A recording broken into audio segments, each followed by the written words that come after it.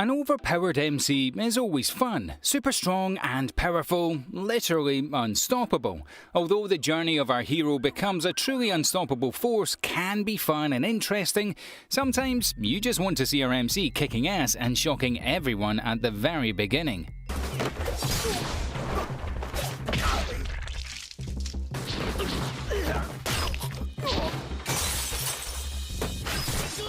Welcome to Animeology. Join us as we take a look at the source of anime where the MC starts off overpowered, and everybody definitely knows it.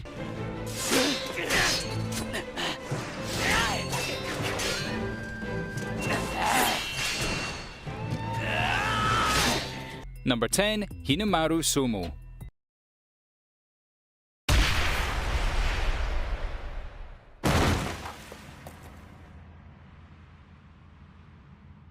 Hinamaru Sumo is a really fun sports anime that takes us on a deep dive into the rich cultural world of sumo wrestling, following Hinamaru on his first of high school as he joins the sumo club and aims to become the best in his school and perhaps one day the best in the country.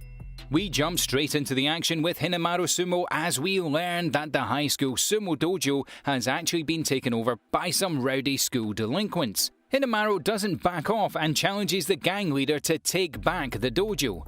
Downing him with one hit, everyone starts to realise just how powerful our MC really is.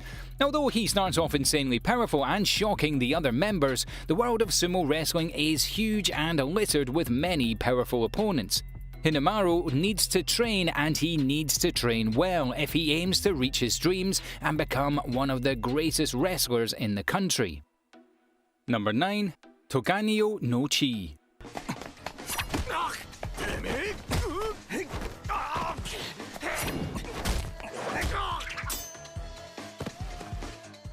You know you've struck gold when you start off as a video game but spawned into a manga, a novel, and an absolutely brilliant anime series. Set in a ravaged world after the gruesome Third World War, Japan was divided into East and West. Many years pass and a vicious crime organisation have taken hold of the former Tokyo and wreak havoc with its residents. A major form of income from the crime empire is the battle game known as Igaru, in which players need to kill and take the tags of their enemies. Our hero, Akira, has been falsely accused of murder and spent some time in prison, meeting a beautiful and mysterious woman that offers him his freedom if he joins the deadly game of Igura and wins. The cool and silent type, we learn more about the orphan Akira and his history as the undefeated street champion until getting locked up in prison. With nothing but his knife at his side, Toganyo no Chi gets very heavy, very fast. Extremely stylish and slick with little time for heavy drama or emotions. This is one series that'll have you glued to your screen and screaming out for the knife-wielding Akira to come out on top. Number 8. Mushoku Tensei, Jobless Reincarnation.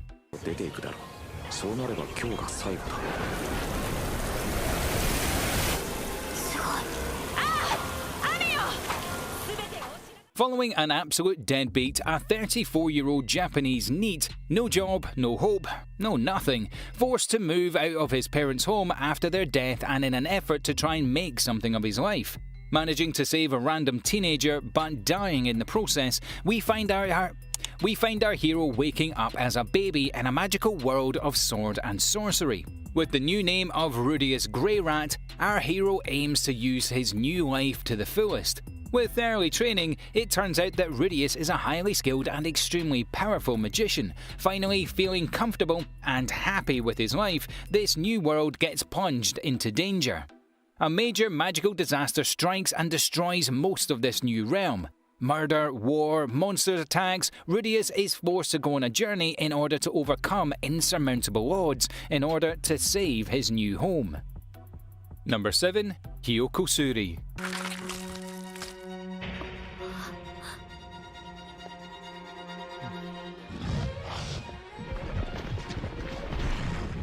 A really interesting blend of mystery against a supernatural backdrop, Hyokosuri, or Inspector, as we know it, is really a jaw-dropping and teeth-clenching watch. Not afraid to go to some very heavy places, you'll be hooked by the thrilling main story arc and itching to know what happens next. Following Kuru, after his recent breakup, we learn of Kotoko, another girl that has been in love with our MC since meeting him around 2 years ago. We then learn that she is actually a goddess of wisdom and a connection between the real world and the supernatural. Kuru doesn't believe her at all, but we soon learn that they've both been keeping secrets from one another. Kuru isn't just your average university student. He is actually a monster that has consumed the flesh of a demon at a young age. Giving himself insane powers, it goes without saying that everyone is seriously surprised. His radical healing makes our MC practically immortal. The two bring interesting chemistry as we follow Kuru and Kotoko on various adventures as he assists her with her duties as the peacekeeping goddess of wisdom. Number 6. To be heroine.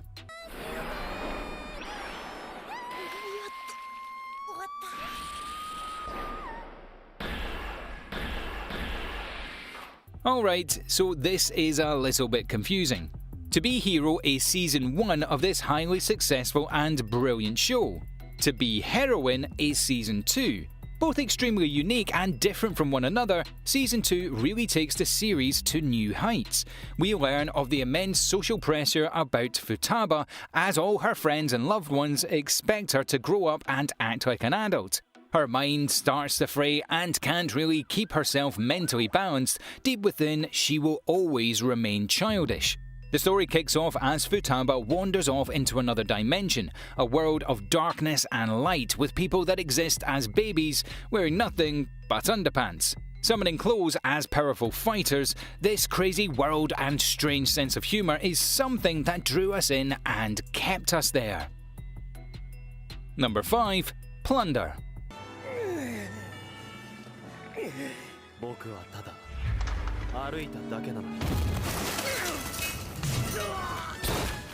A world of epic action and high fantasy, Plunder shows us a post-apocalyptic planet that is ruled by ratings. Every single person is measured and imprinted with a number, a count that indicates the value of that person. This number can relate to anything, a person's skill at any ability. However, as that number reduces and drops to 0, the person gets dragged into the abyss and remains dead for all eternity. We follow Hina, walking indefinitely in search of her mother that was dragged into the abyss, searching for a legendary warrior that was her mother's dying wish, and meeting a strange masked knight with a negative number count. A peculiar and strange world that had us hooked from the first moment. Plunder starts to slowly reveal more and more about the interesting setting, which ultimately becomes a character in itself. Even our hero with a negative count of 1001 should have been dragged into the abyss a long time ago. What does this count measure? The number of times he got rejected by girls, of course. Number 4. Assassin's Pride.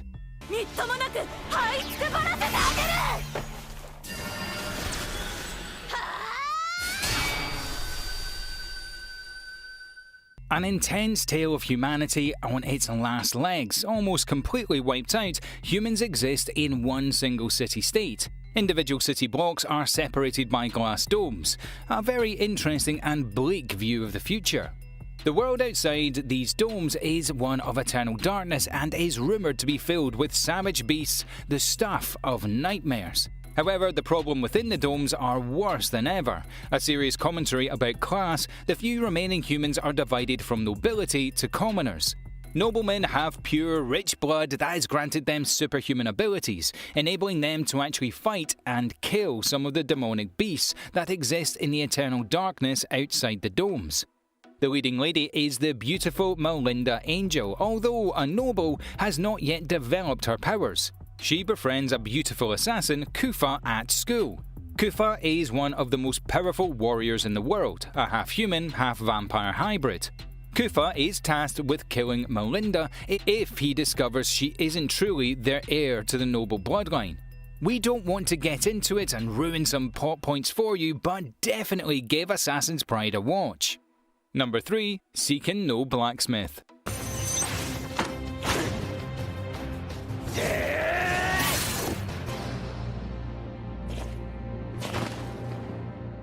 A grand story that takes the viewer on an epic journey from the very first episode, Seeking No Blacksmith is definitely one of the greats. 40 years have passed since a great war ravaged the land. The demon contract was a weapon so powerful that it was deemed to be the deciding factor in the battle. Humans would sacrifice their bodies in order to become powerful demons, causing an insane amount of damage. The surviving nations agreed to ban the use of these dangerous weapons. We follow Cecil Campbell, a young knight that faces an embarrassing defeat but is saved by a mysterious blacksmith, Luke Ainsworth. Luke wields a powerful katana to the surprise of many. An extremely talented swordsman, Luke's true ability lies in his blacksmithing abilities. Arrogant and private, Luke has a soft spot for Cecil, although he does enjoy making fun of her. Combining the powerful magic abilities of Cecil and the insanely long-forgotten swordplay of Luke, Seeking No Blacksmith brings an impressive and powerful duo with an engaging and interesting chemistry. Number 2. Our Last Crusade, or The Rise of a New World.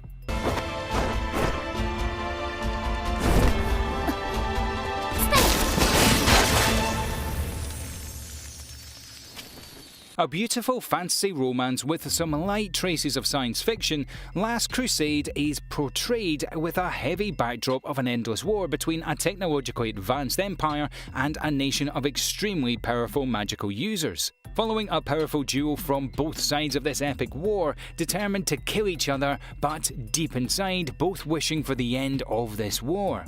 Slowly drawn together, an impressive romance and relationship starts to blossom, engaging and entrancing, comparing the story of Romeo and Juliet but with more impressive fight scenes. Although extremely powerful warriors, both our heroes, the insanely OP Iska and the unbelievably beautiful Alice Lease, have such sympathy and tenderness for both the war and each other. Their faith and belief in humanity across the grim setting of this vicious war is really refreshing and has delivered some of the most engaging characters you will see in an anime. And number 1, Dororo.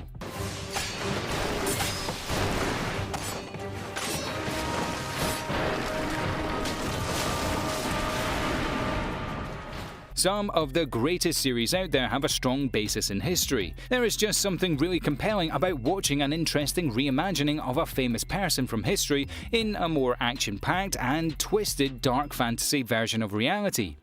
Dororo aims to do just that, following a young ronin by the name of Kakimaru and an orphan thief called Dororo.